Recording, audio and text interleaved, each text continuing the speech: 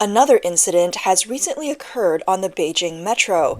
A train on Beijing Metro Line 10 malfunctioned at Xitucheng Station on the morning of August 28th, causing an emergency stop.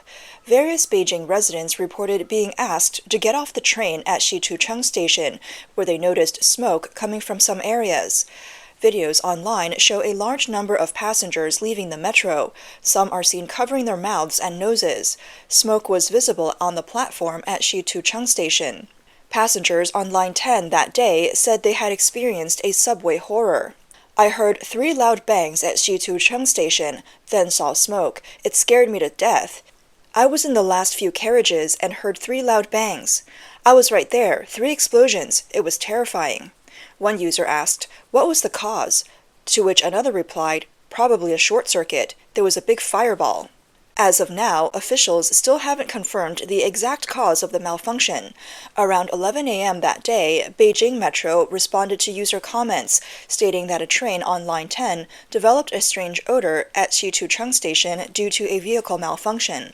The faulty train has been removed from service, and metro operations have returned to normal.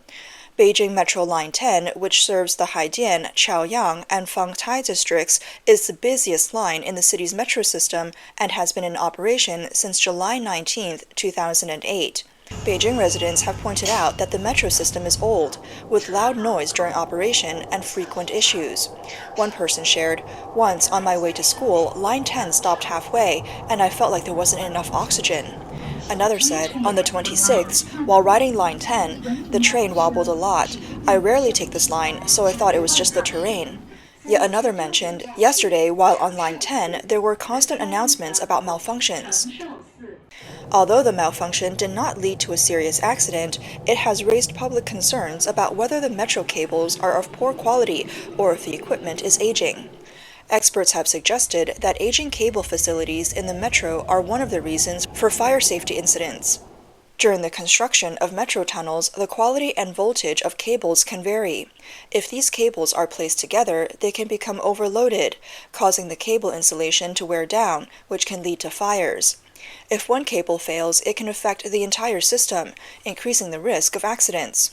In addition, some basic facilities inside the metro, such as lighting, air conditioning, and exhaust fans, can cause unstable voltage when operated for extended periods. This overloading can lead to fire incidents. One user commented, "This reminds me of the Xi'an Metro Line issue years ago." The Xi'an Metro Line incident, highlighted by the user, was a nationwide scandal involving the use of substandard cables. The issue stemmed from a layoff. In late 2017, a young man in Xi'an, Shanxi province, who was laid off from his company, felt wronged after years of dedication, so he retaliated by posting a message online under the alias Al-Kai Cable Employee, titled, "Do you still dare to ride the Xi'an Metro?" He exposed the safety risk of Xi'an Metro Line 3, claiming that the cables used were inferior and failed to meet metro construction standards. He noted that the actual cross-sectional area of the cables was smaller than stated, which could lead to overheating, not only consuming a large amount of power, but also posing a fire risk. The post caused an uproar. Xi'an's Metro Line 3 was once popular on social media and dubbed the most beautiful metro line in Xi'an. It has, however, suddenly become the center of controversy. People were understandably concerned about their daily safety, especially given the information coming from an insider. In response to the outcry, the parties involved had to act. Xi'an Metro authorities first claimed that the cables were purchased by the construction unit and were unrelated to them.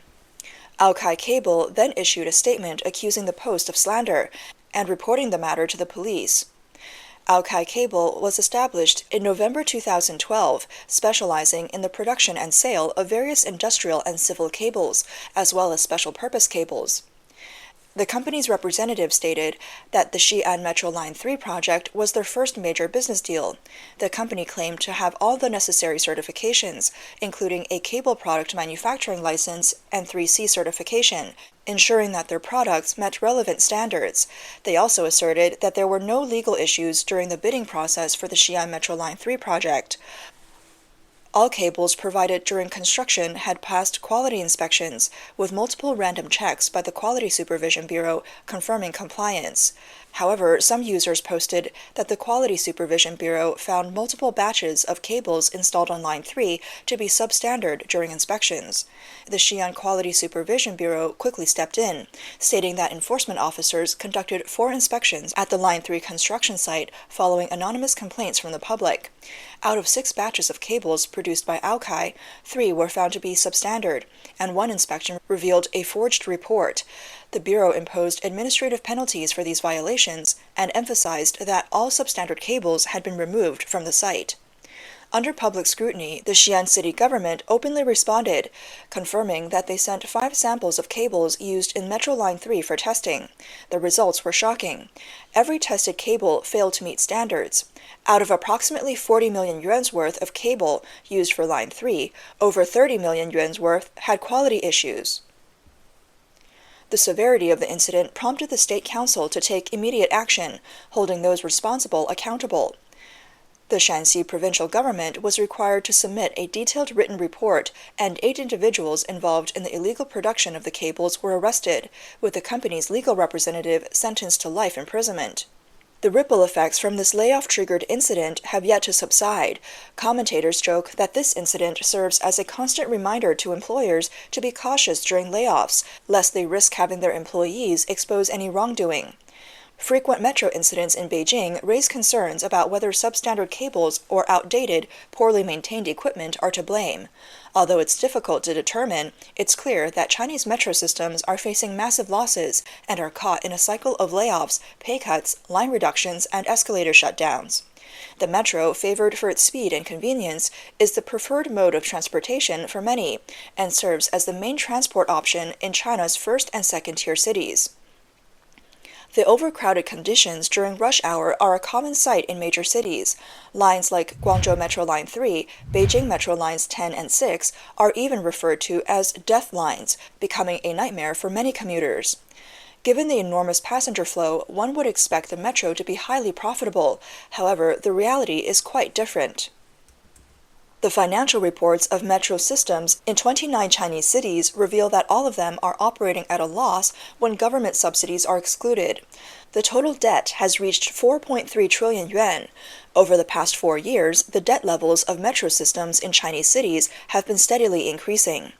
Jiemian News reports that in 2023, among 29 city metro companies, Lanzhou Rail Transit Company had a debt ratio of 82.4%. Jiemian News analysis shows that while metro company revenues generally increased in 2023, many companies saw a drop in profits. At the same time, government subsidies mostly went up. Shenzhen Metro remained the top earner in the country, with a revenue of 25.2 billion yuan in 2023, an increase of 1.2 billion yuan from the previous year. However, after deducting 730 million yuan in government subsidies, the net profit was a negative 180 million yuan. Beijing Metro was one of the most profitable metro companies in China in 2023, with a net profit of 2.4 billion yuan. This profit, however, included 25.3 billion yuan in government subsidies. Chengdu Rail Transit ranked second, with a net profit of 830 million yuan, which included almost 7 billion yuan in government subsidies. Other metro companies with notable net profits include Tianjin Rail Transit, Changchun Rail Transit, Qingdao Metro, Ningbo Rail Transit, Nanjing Metro, and Fuzhou Metro.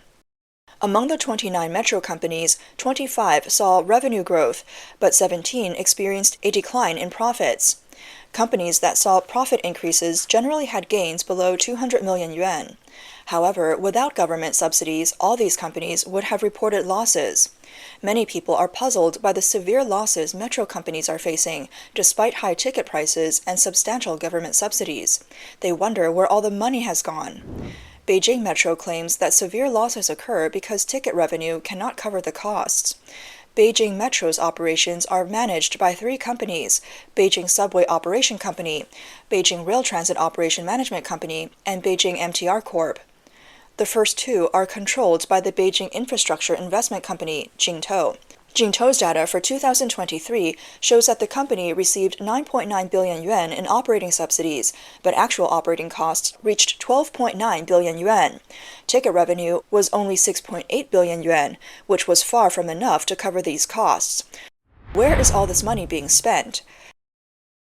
Data from the Beijing Subway Operation Company for 2022 shows that operating costs that year were about 12.4 billion yuan. Labor costs were the highest, amounting to 6.1 billion yuan. By the end of 2021, the company had 33,073 employees with an average annual salary of 183,000 yuan. Additionally, repair costs were nearly 2 billion yuan, security check costs were 1.3 billion yuan, electricity costs were 1.3 billion yuan, operational expenses were 865 million yuan, and management expenses were 740 million yuan, along with other smaller expenses. Media reports indicate that metro companies in various cities claim that ticket revenue cannot cover their costs, so they engage in side businesses to increase revenue. These businesses mainly involve real estate development. In 2023, Jingtou's real estate-related income reached 11.3 billion yuan. However, Beijing's real estate market has been slower to decline compared to other cities, so Jingtou was still able to make money in 2023. Other cities were not so fortunate. In 2023, as losses among real estate companies increased and the market weakened, metro companies also faced difficulties. Shenzhen Metro, which had previously relied on real estate income, saw an 8.3% decrease in real estate revenue. Wuhan Metro's revenue plunged by 97%, leaving it with almost no income. In May, Radio Free Asia reported on the reasons behind the massive losses of Chinese metro systems. During an interview, a domestic source mentioned that even with large government subsidies, most of China's metro systems have been losing money for years. Private companies may normally not incur such losses, but in China, where monopolized and exploitative companies like metros, high-speed rail, and highways dominate, losses are actually common for them. Any state-owned enterprise will eventually be at a loss due to widespread corruption. An insider from Shanghai Metro also stated that one fundamental reason for metro debts is poor management and corruption. Without government subsidies, these companies wouldn't be able to operate. Most of the operating costs are lost to corruption, whether in state-owned enterprises or central enterprises. As China's economy declines, local government finances have been under pressure for the past 2 years. Metro companies, whose main funding source has traditionally been the government, now faces challenges as local governments tighten their belts. As a result, metro companies have had to cut costs. Given the economic climate, increasing revenue is difficult, so metro companies across the country have focused on reducing expenses. This has led to layoffs, pay cuts, and other cost-saving measures. According to social media reports, an employee of Shanghai Metro claimed that their monthly salary dropped from over 11,000 yuan to just over 9,000 yuan. The employee also mentioned that this happened to others too. Kunming Metro's human resources outsourcing company was reported last September to be delaying salary payments and unable to deposit Social Security funds on time. The company's financial report shows that cash payments to employees and on behalf of employees have indeed decreased. Financial reports revealed that at the end of 2021, Kunming Rail Transit had 3.1 billion yuan in cash and cash equivalents, but by the end of 2022, this had dropped to just 759 million yuan. As of the end of the first quarter this year, the company's cash and cash equivalents had fallen to just 101 million yuan, a decrease of 3 billion yuan in a little over a year. In the Lanzhou Metro Forum, one user complained that the Lanzhou Metro Company, which was established just 13 years ago and in operation for only 5 years, has already cut almost all employee benefits and can't even pay wages on time. In an effort to reduce expenses, Beijing Metro replaced all lighting fixtures in the 20 stations of Line 6, from Haidian Wuluju Station to Caofang Station. This is said to save 5.2 million kilowatt-hours of electricity annually, which could save millions in electricity costs. Hangzhou Metro has posted escalator closure notices at some stations. Outside of peak morning and evening hours, the automatic escalators will be shut down.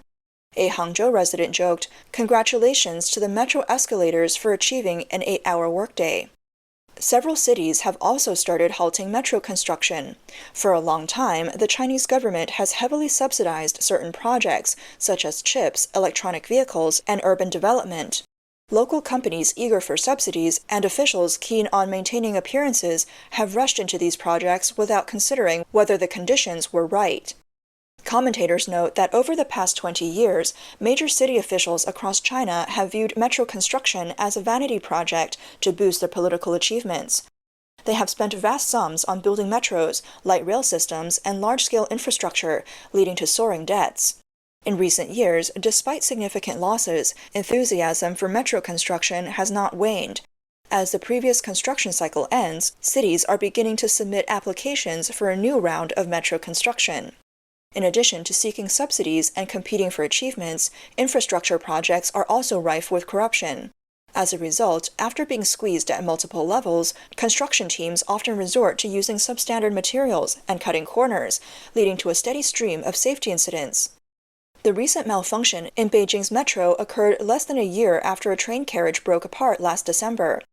On the night of December 14, 2023, a train on Beijing Metro's Changping line split into two while in motion. Eyewitnesses said they heard a loud noise from the front, followed by a strong impact before the train came to a sudden halt. That's when they realized the carriage had split. Some recalled that the train had briefly stopped before restarting, only to hear a loud bang and experience a blackout inside the carriage.